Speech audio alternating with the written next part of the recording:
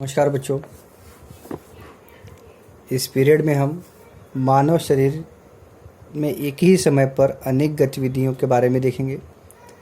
जैसे हमने पिछली कक्षा में पढ़ा था समन्वय, तो समन्वय हमने वनस्पतियों में देखा था, वैसा ही समन्वय हम अब मानव में देखेंगे। देखते हैं। तो यह दो व्यवस्था द्वारा की जाती है। जैसे हमारे अंदर जो भी गतिविधि होती है, एक तो उसके ऊपर किसी न किसी का नियंत्रण होता है तब वो गति की जाती है, या तो हमारे ऊपर नियंत्रण नहीं होता तब वो गति की जाती है। तो देखते हैं। जैसे पहला तांत्रिकी नियंत्रण। तांत्रिकी नियंत्रण क्या होता है? पर्यावरण में होने वाले परिवर्तन पर प्रतिक्रिया करने की क्षमता मानव को तंत्रिका नियंत्रण द्वारा प्राप्त होती है।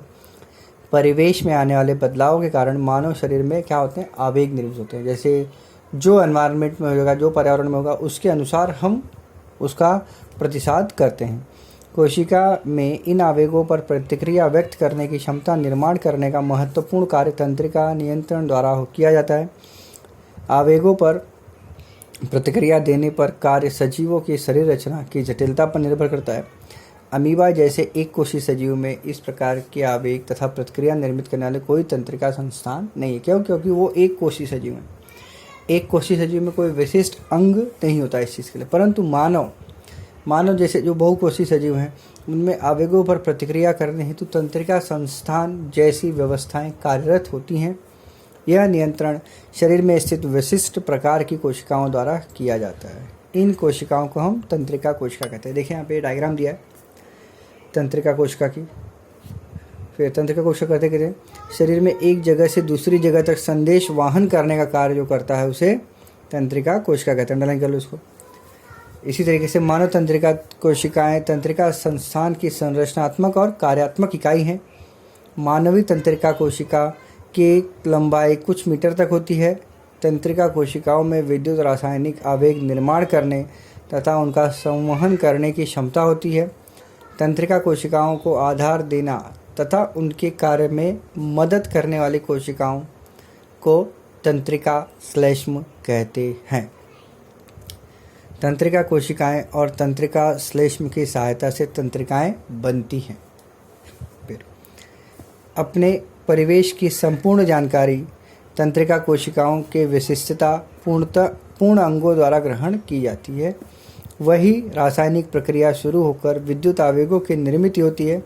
उनका वहन वृक्षिकाओं से कोशिका देह की ओर और कोशिका देह से अक्षक तंत्रिकाक्ष की ओर, अक्षक तंत्रिकाक्ष से उसके अग्र तक होता है। ये आवेग एवं तंत्रिका कोशिका से दूसरी तंत्रिका कोशिका तक भेजे जाते हैं। इस हेतु पहले अक्षक तंत्रिकाक्ष के अग्र तक पहुंचा हुआ विद्युत आवेश तंत्रिका कोशिका को कुछ रसायन स्रावित करने के लिए उद्युक्त करता है, और ये रसायन दो तंत्रिका कोशिका के बीच होने वाले अति सूक्ष्म दरार अर्थात संपर्क स्थान से गुजरते हैं, और वैसा ही आवेग अगदल तंत्रिका कोशिका की वृक्षिकाओं में निर्माण होता है। इसी प्रकार आवेगों का शरीर में संवहन होता है, और ये आवेग तंत्रिका कोशिकाओं से अंतिमत मांसपेशियों या ग्रंथियों तक पहुंचाए जाते हैं। इस तरीके से हमारे शरीर में आवेगों का प्रवाह एक जगह से दूसरी जगह किया जाता है। उसके लिए तंत्रिका कोशिका का होना अत्यंत आवश्यक है। फिर आगे देखो क्या दिया है। नेक्स्ट, तंत्रिका कोशिका के प्रकार। तो प्रकार क्या है? संवेदी तंत्रिका कोशिका, प्रेरक तंत्रिका कोशिकाएं और सहयोगी तंत्रिका कोशिकाएं। संवेदी मतलब सेंसरी न्यूरॉन। संवेदी तंत्रिका कोशिकाएं आवेगों का संवहन ज्ञानेंद्रियों से मस्तिष्क और मेरुरज्जु तक करती हैं। ज्ञानेंद्र मस्तिष्क मतलब जो हमारे दिमाग से मेरुरज्जु तक, मतलब पीछे जो बैकबोन होता है ना, उसके द्वारा वहन किया जाता है। प्रेरक तंत्रिका कोशिकाएं आवेगों का संवहन मस्तिष्क और मेरुरज्जु से मांसपेशी या ग्रंथियों जैसे प्रभावी अंगों की ओर करती हैं। सहयोगी तंत्रिका कोशिकाएं सहबंध तंत्रिका कोशिकाएं तंत्रिका तंत्र के एकीकृत संकलन का कार्य करती हैं। ओके, इस तरीके से आपको बताया गया। मानवीय तंत्रिका तंत्र देखते हैं क्या है। मानवीय तंत्रिका तंत्र 3 भागों में विभाजित है, मध्यवर्ती, परिधीय और स्वयं निर्देशित।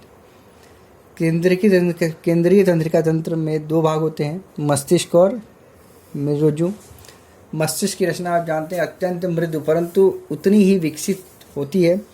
मस्तिष्क तंत्रिका संस्थान का प्रमुख नियंत्रण करने वाला अंग है। यह कोटर में संरक्षित होता है। मेरुरज्जु को कशेरुदंड से संरक्षण मिलता है।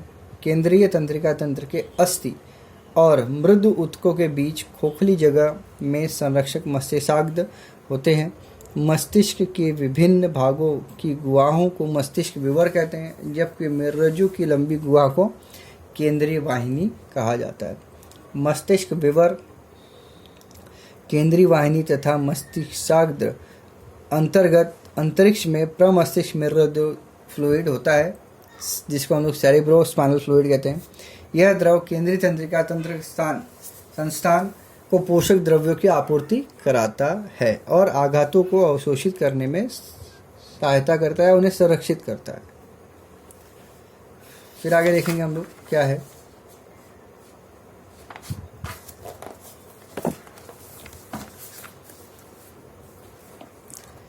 तो एक वयस्क मस्तिष्क, यहाँ पे मस्तिष्क के बारे में देखो डायग्राम दिया गया है। ये मस्तिष्क की रचना बताई गई है। इसमें 3 मस्तिष्क होते हैं, अनुमस्तिष्क सेतु, मेरुरज्जु, मस्तिष्क पुच्छ और प्रमस्तिष्क वलय।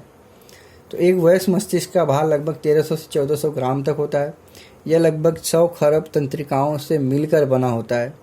मस्तिष्क में 2 भाग होता है, दायां और बायां। दोनों के कार्य यहाँ पर दिए गए हैं, वो आप देख लीजिए।